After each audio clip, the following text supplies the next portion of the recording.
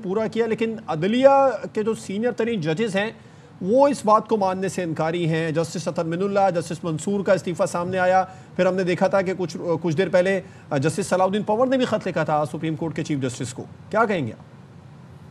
देखिए, बड़े अफसोस की बात है, दोनों बहुत ही काबिल एहतराम और लायक जज हैं, लेकिन अनफॉर्चुनेटली मैं सरप्राइज नहीं हूँ, बल्कि मेरा तो ख्याल था इस्तीफे शायद काफ़ी देर पहले आ जाएंगे इन लोगों के। अभी देखना यह है कि जस्टिस मुनीब अख्तर क्या फैसला करते हैं, वो भी इनका बड़ा क्लोज सर्कल है।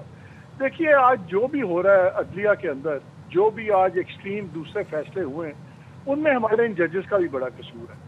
जब ये कलीदी ओहदों पे थे, इन्होंने भी ऐसे फैसले किए जो जुडिशल ओवर रीच में थे, इन्होंने भी ऐसे फैसले किए जो सियासी तौर पे तो समझ आते थे, कानूनी तौर पे समझ नहीं आते थे। मसलन 160A का फैसला, दूसरे फैसले। तो जब आप पावर गेम्स में आएंगे तो फिर उसके नतायज भी और उसकी फिर गेम के रूल्स डिफरेंट होते हैं। ये नहीं हो सकता कि जजेस पावर गेम्स में आए। देखिए, मैं 27वीं अमेंडमेंट में जो जजेस के साथ हुआ है, जो ट्रांसफर ऑफ जजेस का बड़ा खौफनाक फैसला है। निज़ाम अब ऐसा बन गया है कि कोई भी फेयर या इंडिपेंडेंट माइंडेड जज इस निज़ाम में चल नहीं सकता, उसको अब एग्जीक्यूटिव के ताबे होना पड़ेगा। इसलिए शायद ये वाहिद इस्तीफे ना हो, इस्तीफे और भी आए। लेकिन ये कहना भी बहुत ज़रूरी है कि अगर आज मुल्क में अदलिया जिस हालत में पहुंची है, इसमें सिर्फ हिर्स नहीं है एग्जीक्यूटिव की, इसमें बदमाशी नहीं है एग्जीक्यूटिव की, इसमें बहुत कसूर हमारी अदलिया का भी है। जब जस्टिस चौधरी साहब रिवाइव किए गए, इफ्तिखार चौधरी साहब मुशर्रफ के ज़माने में, तो उसके बाद जो जुडिशल ओवररीच हमने देखी, फिर साकिब निसार साहब भी थे, बंदियाल साहब भी थे, हमने यही सुप्रीम कोर्ट को चीनी की कीमतें लगाते हुए देखा, सो मोटो एक्शन लेके प्राइम मिनिस्टर्स को भेजते हुए भी देखा। तो जब आप इस तरह की पावर गेम्स करेंगे तो फिर रूल्स ऑफ द गेम आप चेंज कर देते हैं। हमारी अदलिया भी अदलिया के दायरे से बहुत बाहर निकल के खेली, जो मर्जी हम कहें। लेकिन अनफॉर्चुनेटली हुआ भी ये है कि जजेस को रगड़ा लग रहा है और निज़ाम को रगड़ा लग गया, और हारा कौन? हारा तो आप और मैं। अब हालात ऐसे हैं कि दो जाती लोगों का मुकदमा होगा तो उनको इंसाफ मिल जाएगा, लेकिन जिसका झगड़ा हुकूमत के साथ होगा, जिसका तनाज़ा एग्जीक्यूटिव के साथ होगा, तो उस आम शहरी को इंसाफ नहीं मिलेगा। इसलिए ठीक है, ये इनके पास ऑप्शन था, रिजाइन करके चले गए। बात यह आम आदमी क्या करेगा? आज जो अदलिया की पूरी हैयत बदल गई है, उसका जिम्मेदार कौन है? ये दोनों जिम्मेदार हैं, ये जजेस भी जिम्मेदार हैं और एग्जीक्यूटिव तो है ही, और पार्लियामेंटेरियंस तो हैं ही। लेकिन ये दिन जो आज हम देख रहे हैं, इन्होंने तो खाली नौकरी छोड़ी है ना, लेकिन जो जजेस ने पिछले कुछ सालों में किया है, उससे तो पूरे निज़ाम की हैयत बदल गई।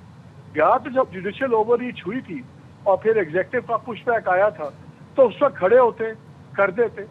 जब उन्होंने 26वीं अमेंडमेंट की और मसूद अली शाह साहब चीफ जस्टिस नहीं बन सके, मेरा ख्याल था तभी इनको रिजाइन कर देना चाहिए था, बिकॉज तब इनका स्टांस क्लियर था कि जी ये एक बंदे को हटाने के लिए किया सारा कुछ।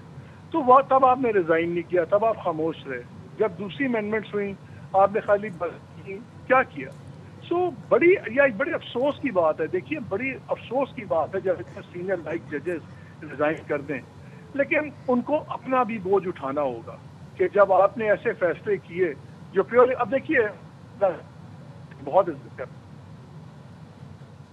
अच्छा मालिक साहब, यकीनी तौर पर ये इस्तीफ़े जो हैं वो कबूल भी हो जाएंगे, क्योंकि इत्तलात ये बता रहे हैं कि जो आईनी अदालत के नए जज हैं उनकी हलफ बर्दारी की तैयारियां या उनकी तैनाती की तैयारियां भी की गई हैं। मोहम्मद मालिक से भी बात करेंगे। इत्तलात हैं जस्टिस मंसूर अली शाह और जस्टिस अतर मिनुल्लाह ने इस्तीफ़ा दे दिया है, दो अहम जजेस जिन्होंने इस्तीफ़ा दिया और मौक़िफ़ ये अपनाया है कि 27वीं आईनी तरमीम के ज़रिए आइन को पामाल किया गया। और इन दोनों का यही मौक़िफ़ सामने आया कि ऐवान आपको बताएं, जस्टिस मंसूर अली शाह और जस्टिस अतर मिनुल्लाह ने जो इस्तीफ़ा दिया, जस्टिस मंसूर अली शाह ने कहा कि अपना इस्तीफ़ा सदर मुमलिकत को भेज दिया है, इज़्ज़त, ईमानदारी और दयानत के साथ अदारे की खिदमत की है, मेरा ज़मीर साफ़ है, मेरे दिल में कोई पछतावा नहीं, सीनियर तरीन जज की हैसियत से इस्तीफ़ा पेश करता हूँ। सुप्रीम कोर्ट के जज जस्टिस अतर मिनुल्लाह ने भी अपना इस्तीफा पेश कर दिया। बिल्कुल, जस्टिस मंसूर अली शाह की जानिब से अपने इस्तीफे में यह भी लिखा गया है कि 27वीं तरमीम आईन पाकिस्तान पर एक संगीन हमला है।